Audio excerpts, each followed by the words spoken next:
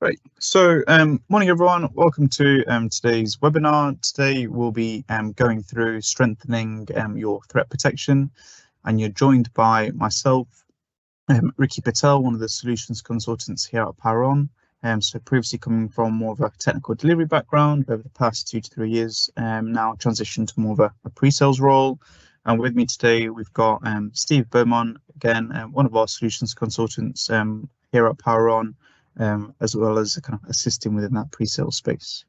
In today's agenda, the aim is to cover new features, updates, and technologies, what's available within those spaces, the capabilities, and what you can achieve with it, as well as providing tips and advice on how you can maximize your existing licensing within those technology areas, hopefully being able to increase the security within your organization.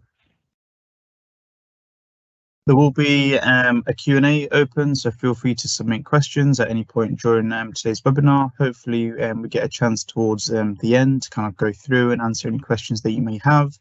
But the aim will be to kind of open up to those questions later in today's session. So understanding the current threat landscape. So really within this space, we want to provide some information as to kind of what's really going on. And what we're seeing within this space is that there's been an increase of a 10% increase of cybercrime costs from the last year. The global crime cost has now topped 8 trillion in 2023, and the UK crime victims have surged by 40% since 2020, totaling 4,783 million internet users in 2022. So based on this information, kind of it does shock lots of organizations as to kind of who's vulnerable, who's exposed, what do we do, leading to kind of lots of different types of questions. And really just a quick humorous highlight that we found based on information that we've been looking into for this webinar. And one of them was a business falls victim to a ransomware attack every 40 seconds. That's actually quicker than making a cup of tea. So the key cyber threat statistics and kind of why it's happening, how and who, we've noticed from the information that we've got that 95% of breaches are actually due to human error. So sometimes less than maybe IT not having certain components in place, but more as to end users within organizations maybe clicking on certain emails, certain links, and equally certain attachments, which leads into kind of the second point as to actually 91% of attacks start with a phishing email. So emails that they may feel is coming from a trusted organization, clicking on a link and inputting some information can sometimes lead to some quite crucial kind of vulnerabilities within the environment. And from a who's been attacked, this is also kind of one of those facts, but 43% of cyber attacks are targeted towards small organizations, so sub 1,000 employees, which is actually the smaller portion. So 57% of those are being attacked against organizations larger than 1,000 employees. But hopefully with components like Defend for Endpoint and the information that we'll go through in today's session, we'll be able to give you a good insight as to the capabilities, what's going to be included, and equally how some of those components can be integrated into other components that you may have in place today.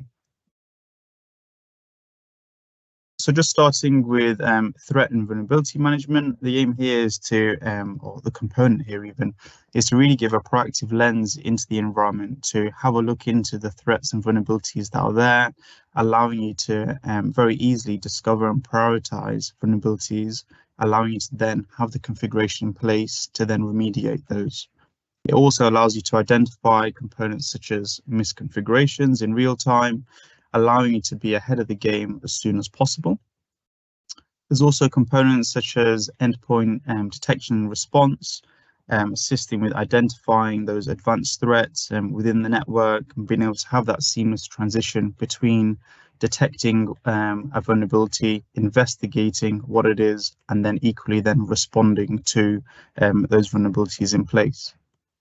And then we've got attack surface reduction, So being able to say identify and react to kind of threats that could infiltrate the environment and across the environment, really ensuring that you've got a resilient operational landscape in place.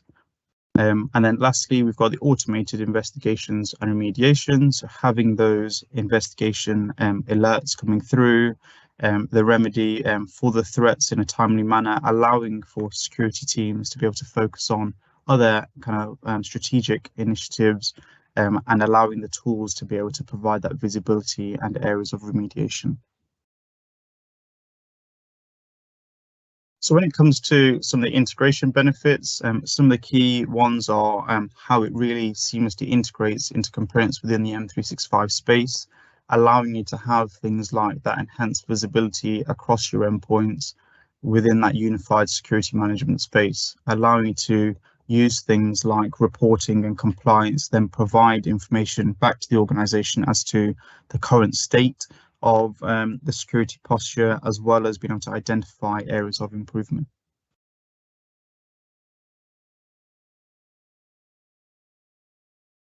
So for the next couple of slides, I'll pass it across to Steve to do more of a deep dive into some of the features and updates available today.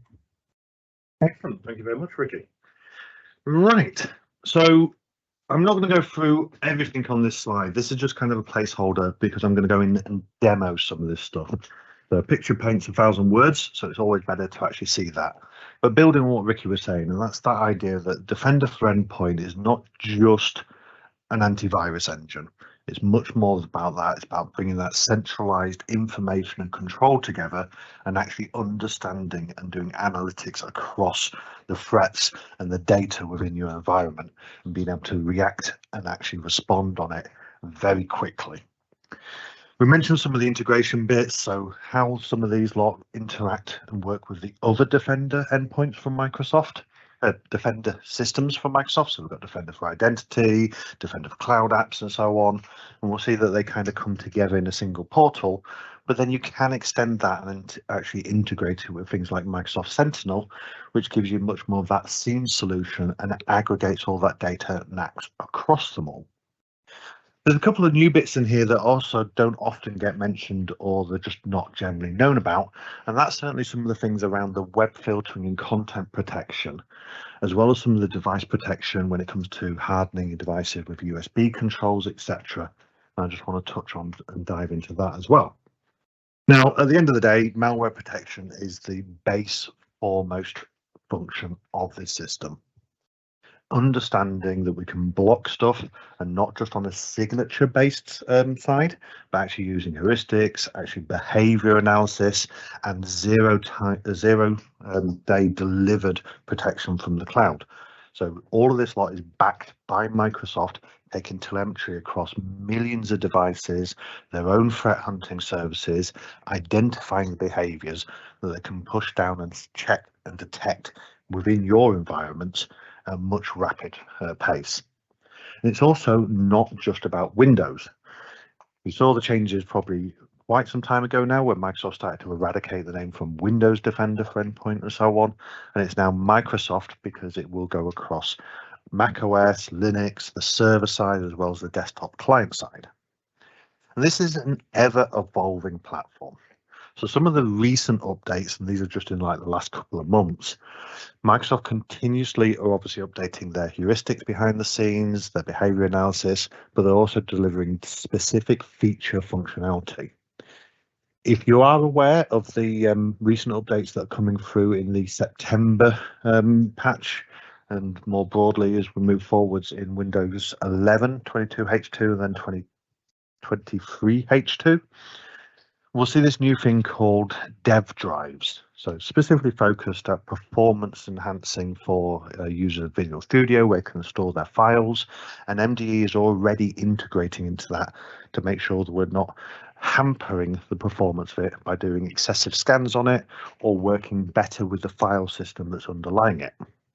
We've got some new reporting, really good for senior management, so we can show snapshot information of what's really key information to be seen, as well as, again, on the cross-platform side, we're seeing things like the migration or the transition to using away from Agent D for auditing on Linux systems to the new EBF-based sensors.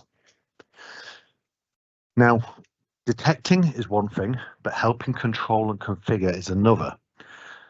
While previously it was always a case of this tool was there to actually see what's going on, they're now introducing a lot of the features and integration with Intune to help you better control the security settings. So there's still preference to use Intune for controlling settings on the Windows Client OS side, but as soon as you start to get towards the server side, which can't be enrolled in Intune, or things like the Mac OS and Linux, we now see some of that functionality coming directly into Defender for Endpoint in the console, that we can configure some of them settings regardless of the operating system. There's new enhancements around the page files, mentioned the Mac OS scanning and stuff, and the Linux. Network isolation, which I'll touch on later, is now coming through for Mac OS, as well as being able to forcibly release from isolation, because there has been instances in the past where an investigation might be started and the devices refuse to come back out of that isolated mode, where we now have options to really hammer it so it does come back online without having to rebuild the entire device. So two of the main areas that we're going to dive into, especially in the demo side, is going to be across the actual detection and response side.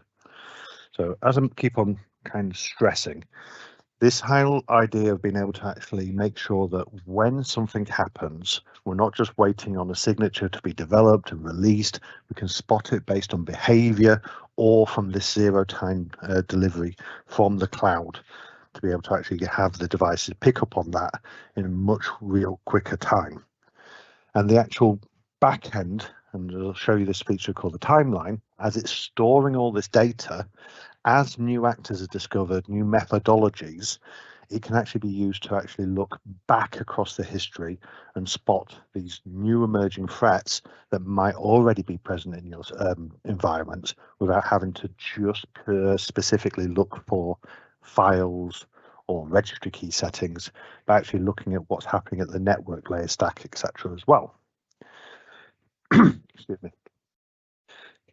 Mentioned this integration with Intune. So this is the ability to actually define your security policies, be able to move away from the group policy or manual configuration of devices and deliver them out to actually your endpoints regardless of where they are.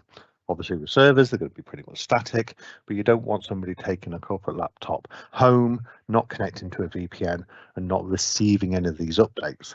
As long as there is an internet connection, we can make sure that these policies are delivered either via the Intune MDM channels, or develop the policies in Intune, or the new feature that's coming through in the security console, and have the actual endpoint, Defender for Endpoint agent on the devices, part of the OS and Windows Client OS, actually enforce them itself. And again, we also have this whole feature-rich set that we use to actually identify and mitigate these vulnerabilities.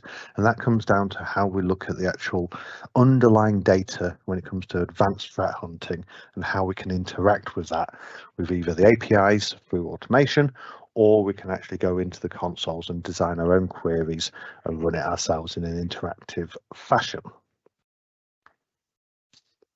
And then the web filtering side. So a lot of organizations have employed proxy servers with some layer of web filtering on top of it. But this always presented a challenge of having to route the traffic back from devices, back across your VPNs, back into your internal data centers, to then send it out from your internal data centers, to come back into your data centers, to go back across the network, to go back across the VPN. Always been a bit of an inefficient usage of your internet WAN bandwidth. This moves it to the actual client side, and we're leveraging the features within Defender for Endpoint and the network protection feature, where we can actually see what's going on, what the communication points are, and then apply a policy basis on that as to what type of categories or unique custom URL indicators that we don't want clients going out to. And again, we'll touch on the malware protection. So without further ado, I think it's probably time to get into the console and just have a look at some of these features. Let me just re-switch my screen share.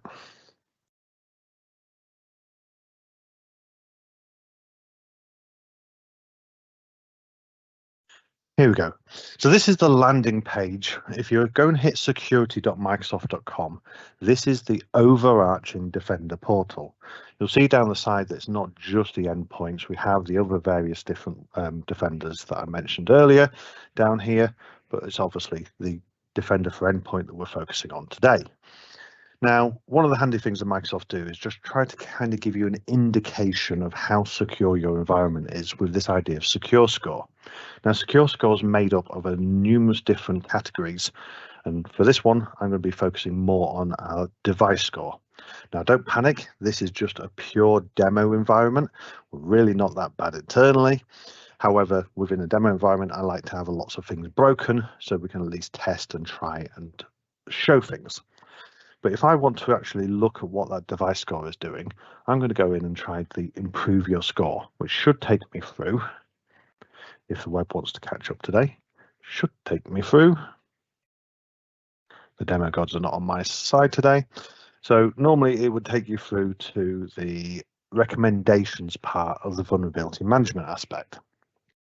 So from within here, we'd be able to see all the different things that it's recommending that we should update or configure to improve both our secure score as well as generally our security posture. This gets broken down with lots of lovely information around how many weaknesses are present within that recommendation. So as you can probably expect, doing the cumulative updates will always be the one that closes the most vulnerabilities, but it also allows me to start to prioritize stuff. Both with this idea of the little red bugs shows that something is remotely exploitable, as well as being able to see what that exposure within my environment is. Now, if I dive into something like the request to update Microsoft Teams, we can see here that it starts to even go deeper and classify it both across the criticality of the exposure. I can see the individual CVEs that are reported, and I can keep on drilling down and down and down and get more and more information. What is my CVS score on this? 8.8. Okay, that's fairly high. Anything basically above a 7-ish should be addressed very rapidly. Now, before I go into some of these exposed devices on this one, if I find something that is slightly different and more of a configuration side, you'll see there's extra assistance that this thing will give you as well. So for example, if I wanted to say, well, actually, what is my, let's go for doing the basic authentication on the WinRM service. So this is obviously a configuration recommendation. Rather than just being bombarded with a series of things to go and do and then chucking it across the fence and saying, please, can you go and fix this? This is where we start to get little things like the actual remediation options. So one of the powerful things on here is it's not just Microsoft saying, oh yeah, go do this. They are actively helping you to understand the impact and the actual things that you can do to remediate them. So in this option, I've got this example, I've got 3 different options. I go set manual registry keys, I've got group policy if I still want to do it that way, or I can even go and do the actual configuration directly within Intune to actually close that configuration setting requirement down. Now, if I go back to that update Teams one as an example, now I do get to see exactly which devices are exposed across this. Now, within my test environment, I do have my test PC. So if I drill into that one, I get a load of rich details immediately around this specific device. I can see all the basics I might need to do, see if I'm doing some troubleshooting. I can see when all our scans were, I can see who was even last logged on, which as it turns out is one of my colleagues very recently. I'm not quite sure why he was logging on to my specific test machine, so I will pick that up with Joel later.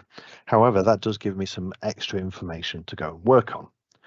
Now, one of the things that we have within here is we have obviously them same sort of security recommendations. So you can see that this test device hasn't got a lot really applied to it at the base level.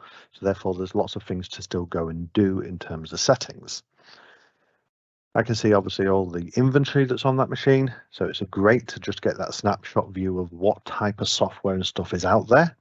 And bear in mind, because all of this is stored in the back end and is accessible via APIs, it does open up a lot of automation scenarios where I might want to query for certain software to determine which devices are on it, put them into automatic groups, use automation to put them into groups, for example. So I could create groups based on 7-zip.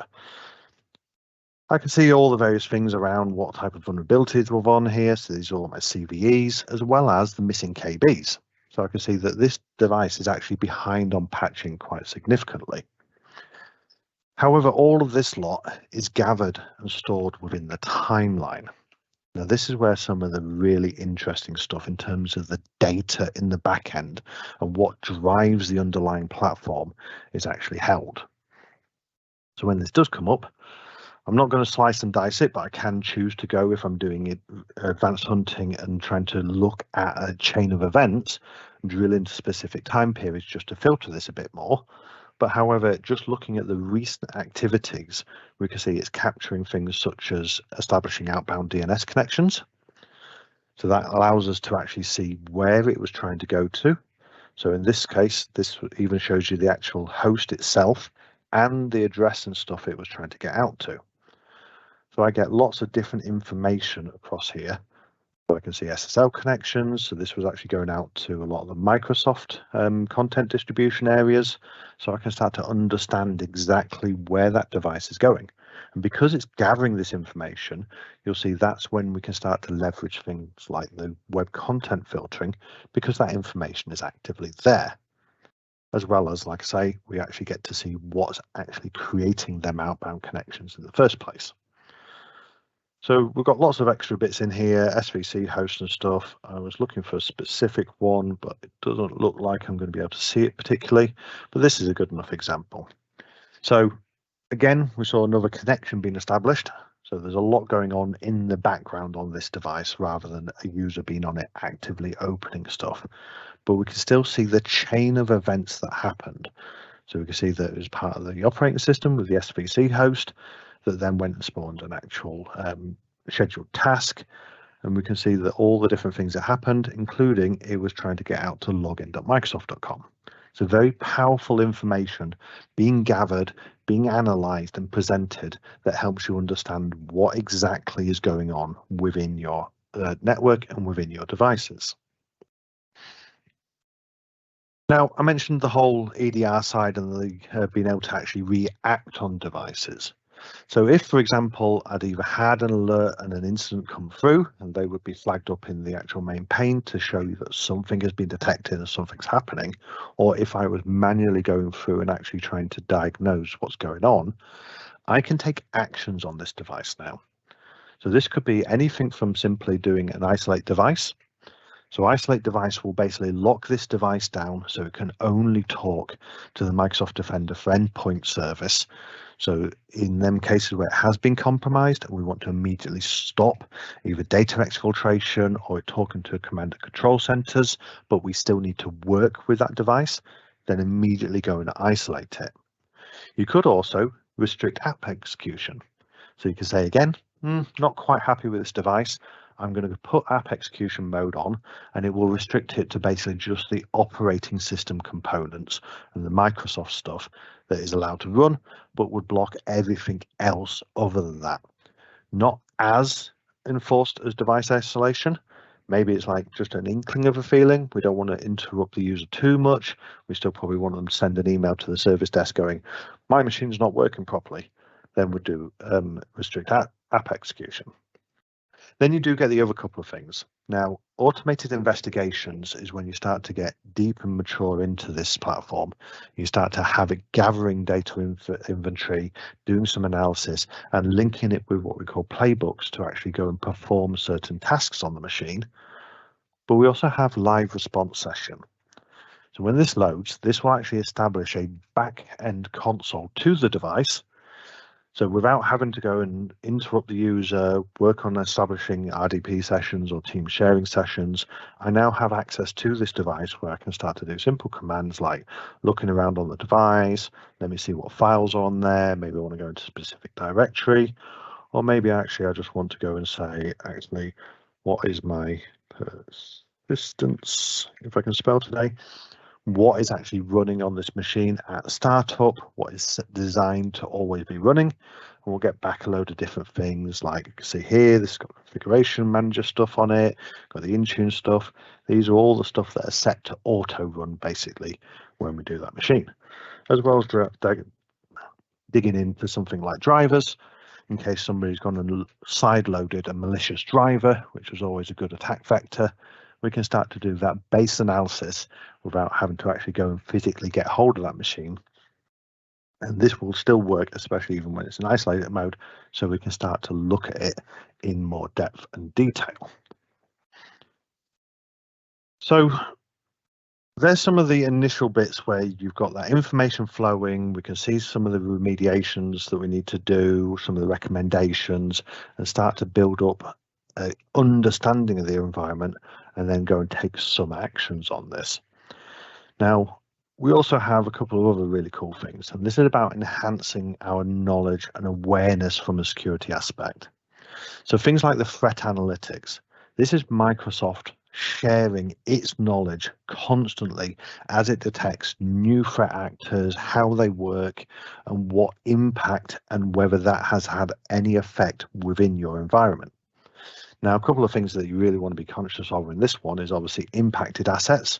We don't really want to see anything in this column, because that means that some of these advanced threat actors have actively been deploying and doing stuff within your environment.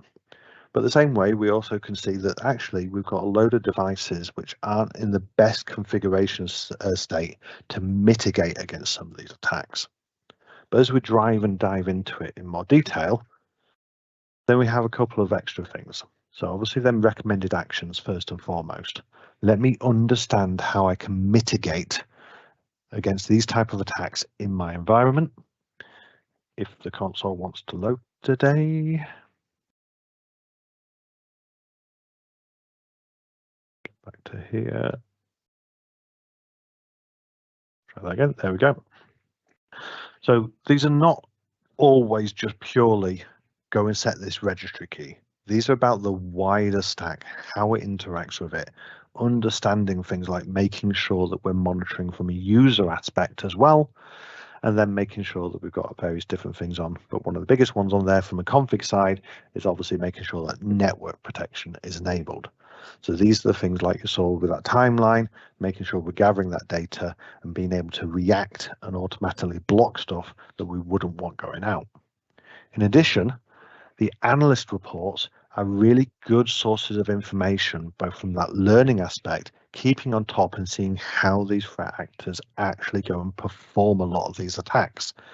So it'll give you a really good write-up from the Microsoft teams to understand exactly how they're trying to perform these, lots of different attack chains, methodologies, the different ways they're doing it, and a really detailed write-up so you can actually understand and secure your environment in a more proactive manner.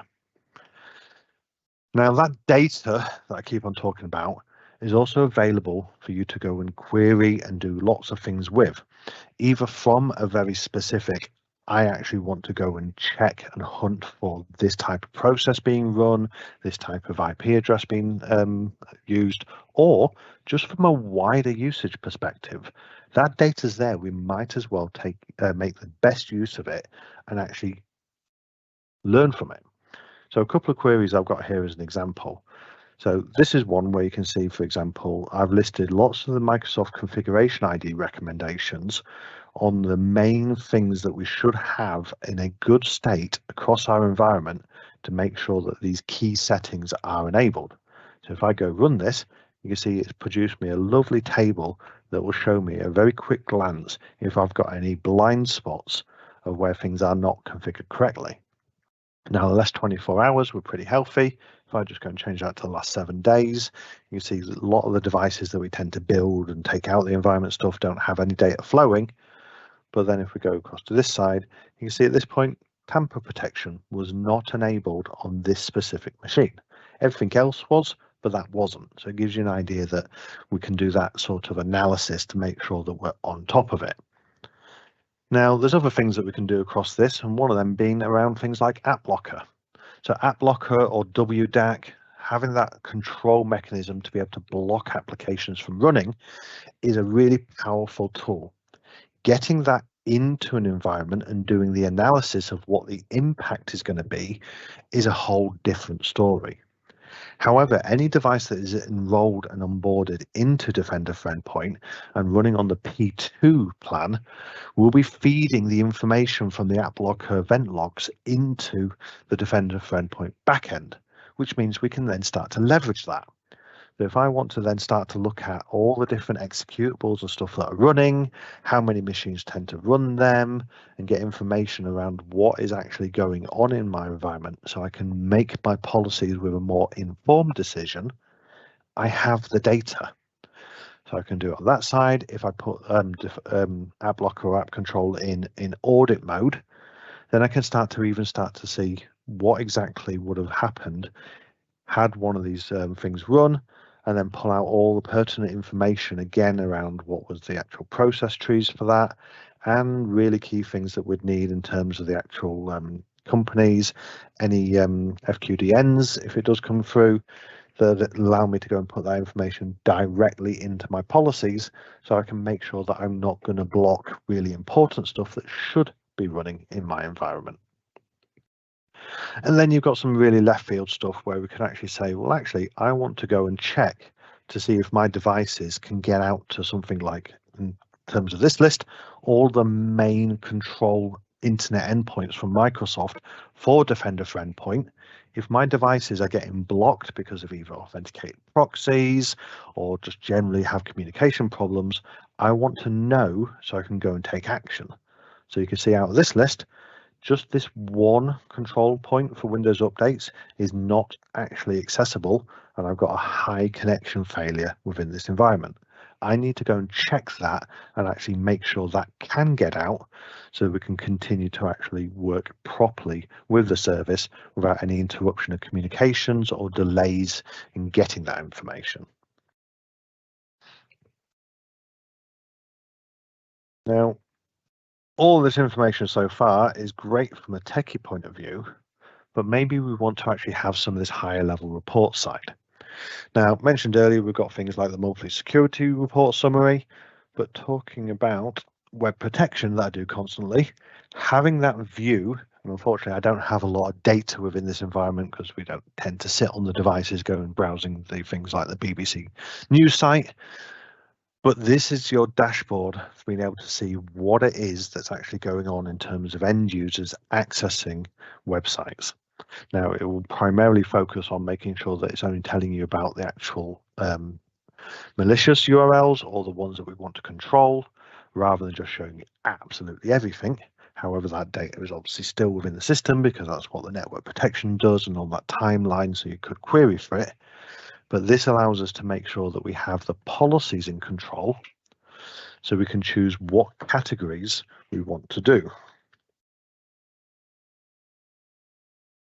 Fairly easily set up. I can go through then and block the top level categories that you'd expect for most proxy servers and web filtering software to say, I want to certainly make sure that we're not doing anything that has adult content, for example, anything that's got legal liability, and actually maybe we don't want people to do peer-to-peer.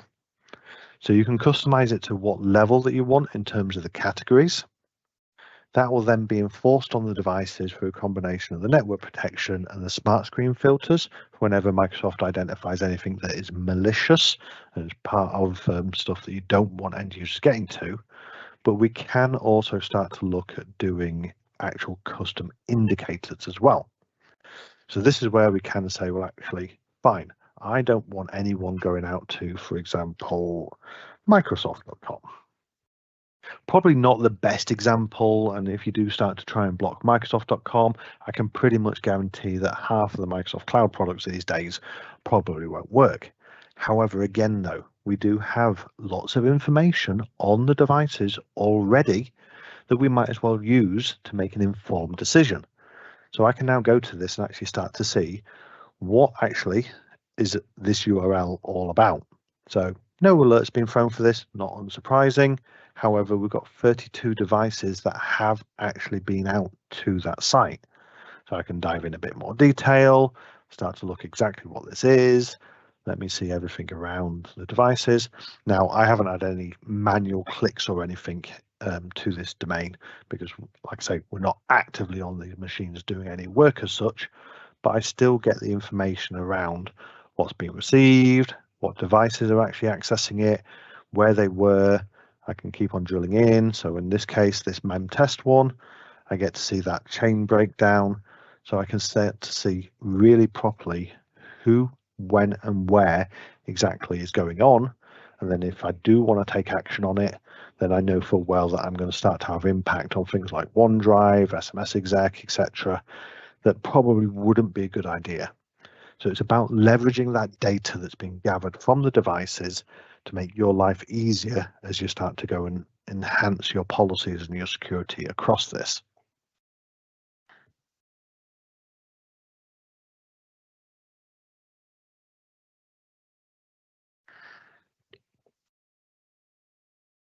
So, Ricky, do you want to take over and just kind of dive into where we can start to get some of the benefits out of the licensing that's wrapped around Defender?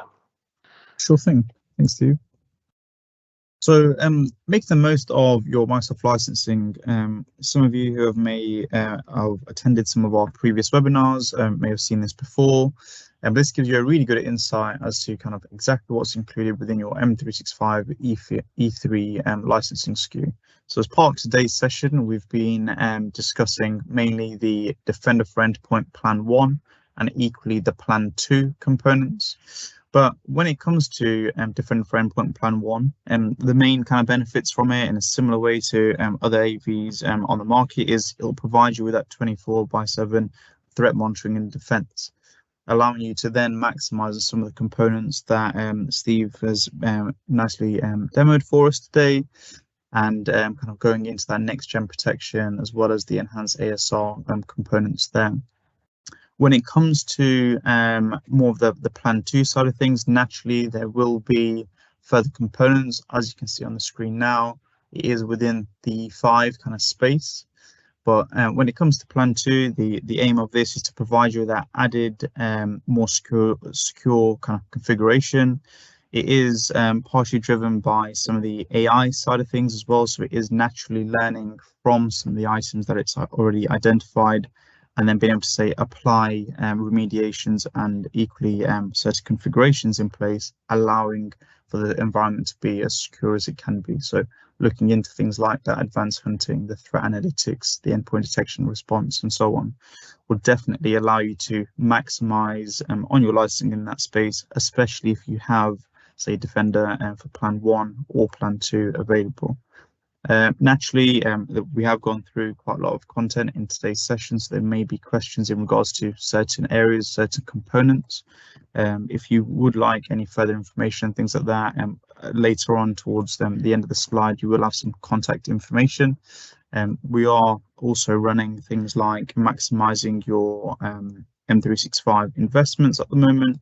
So maybe more of a one-to-one kind of session may be more beneficial if you want to delve in to more depth across any of these areas. Excellent. So just as we start to wrap up, I just wanted to go through some of the main implementation tips and advice that we typically see when we're working with customers. Now, obviously, this list is not exhaustive. I could spend the entire day talking about some of the good ways to do this and things to watch out for. But these are some of the things that I thought I'd just call out. So Defender or Windows Defender itself is built into the operating system these days on the Windows side. Obviously on the Mac OS side and Linux, there's more of a the MDE agent that you have to install. But on the client side, then basically it's either on, or if you have a third-party antivirus solution that is recognized by the backend with the security center and stuff, it will put Defender into passive mode. Now, passive mode is your friend. You can still do some stuff while you're planning your migrations, etc. And that would be around things like putting it into what we call EDR block mode. Now, EDR block mode allows us to actually have Defender in the background, still processing some of this information. And should it need to take a more of a reactive response, if it spots something that the primary AV has missed, it can still get in and do that in the back end. However, with it being in passive mode, if you go to decide that you want to do that migration slice, then you just have to simply remove your other antivirus solution. The OS should recognize then that that has been removed, and then basically enable Defender for Endpoint in its full mode. So it makes it for an easy transition aspect on that side. Now, servers are slightly different. So as soon as you put a third-party AV on a Windows server, it will actually disable the antivirus solution in the back end on the Defender side, which does mean that when you start to try and work out how you do your migration side on that, you have to remember to at least put the control policies in place to force Defender into passive mode, or get ready to do a quick switch over and be able to actually put it into live as soon as the other one's disabled. We generally recommend looking at forcing it into passive mode, get ready, remove the other one, and then bring it into the full active mode. Now, talk about servers. These, again, have always been a little bit of a blind spot in terms of how we can do some of the automation side without just pure scripting. If you're lucky enough to have config manager on them, it makes it a lot easier.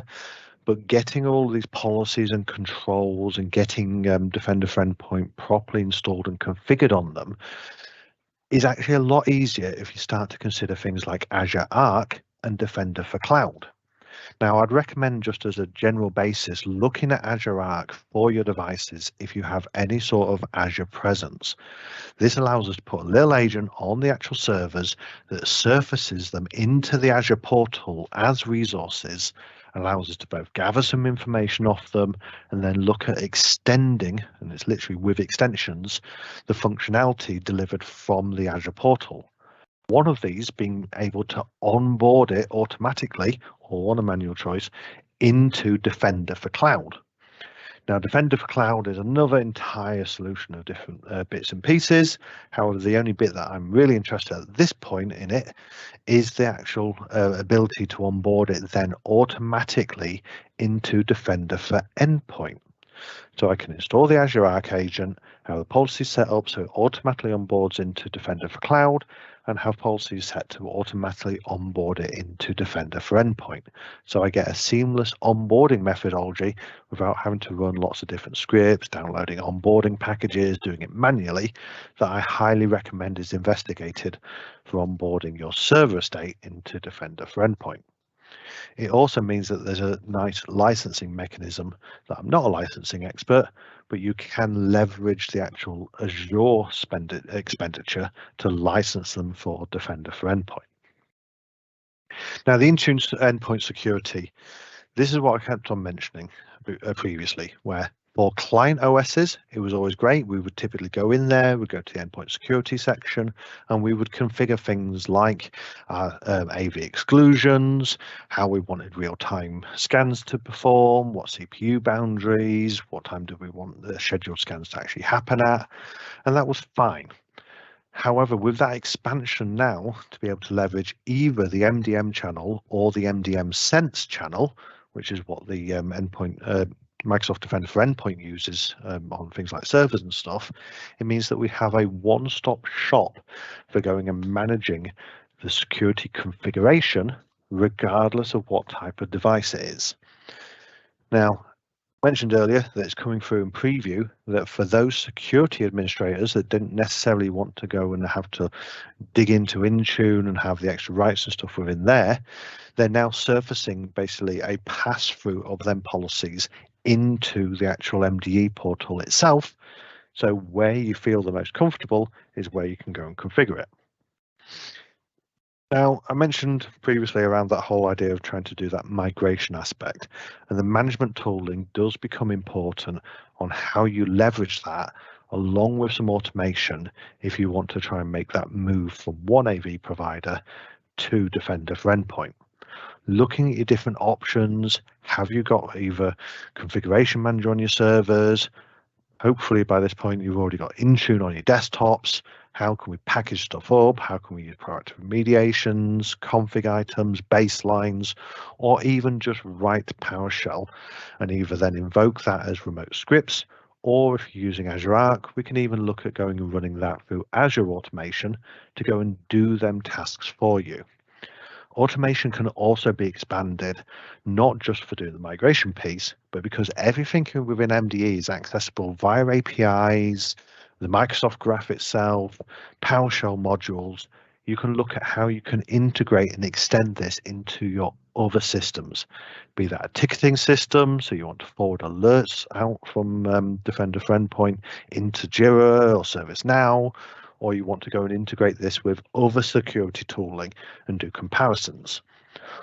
Or if I just skip that point and go to that bottom one, if you think about that example of where we have all that software inventory, if I do need to create an exclusion, it's kind of building back on that point, for making sure that we're not scanning the typical SQL Server things with the MDFs and the LDFs or the SQL Server processes, I don't want to create that policy and just carte blanche apply it to every device in my network. Nor do I really want to go and assign it to a group where then somebody has got to remember every time a server is built or something's installed that they have to go and add it to that group. Now, if we go and take some of that automation and we have a little routine that runs that goes and checks the software inventory, and when it spots SQL Server actually being installed, that it automatically adds it to an Azure AD group or an Entra ID group, as it's now called, then we get a much more granular and dynamic targeting of things like exclusions or certain config policies where we know they may have problems with certain solutions. So it's about using that data in the back end and thinking about this in a much more dynamic way. Now, I do have that point in there around making sure that we do not blindly take across exclusions. Just because it's been there for the last 7 years, because sometime one person, Mavis on reception, had a problem with accessing her, I don't know, her notes app or something, so we put an exclusion in for it, doesn't mean it's still applicable. It's a different AV engine, it works differently, has different performance profiles, and it may just generally be better. And it's time to actually relook at them and not leave a gap in our security profile just because we've actually just taken on an exclusion that we've always just had before. Ricky. So just some more kind of useful information in regards to kind of anything that we've shared today. Please check out our previous blogs and demo links. We will also be sending you an email after today's session in regards to some of the information that we've discussed. But equally, feel free to send us an email directly to kind of ask us any questions if you want to know more. And equally in regards to our maximizing your M365 investment workshops. Sorry, I was just going to say, so while we didn't have an actual Q&A slide, I'm just wondering if anyone's got any questions for us. If not, we can look at them offline and pick it up. But if anyone's got any questions, please do get them into the Q&A chat channel right now.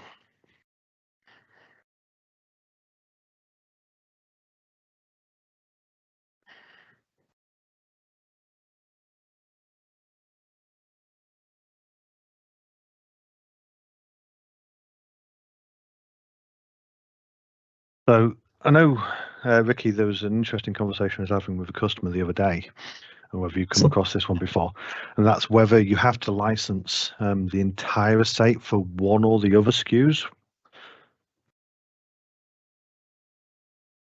So P1 versus P2. Yep. So I know that they've made recent changes, so you can now actually start to look at saying, well, actually, we might not need all of the features that are just specifically in the P2 SKU, but we might have some high value assets.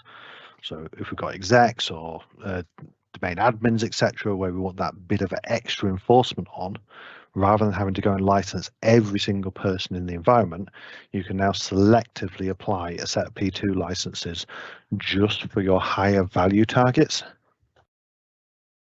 That's often a good quick win these days where you can vary your actual spend profile across this rather than just being a one size fits all. Sure, that makes a lot of sense, especially in those kinds of use case scenarios.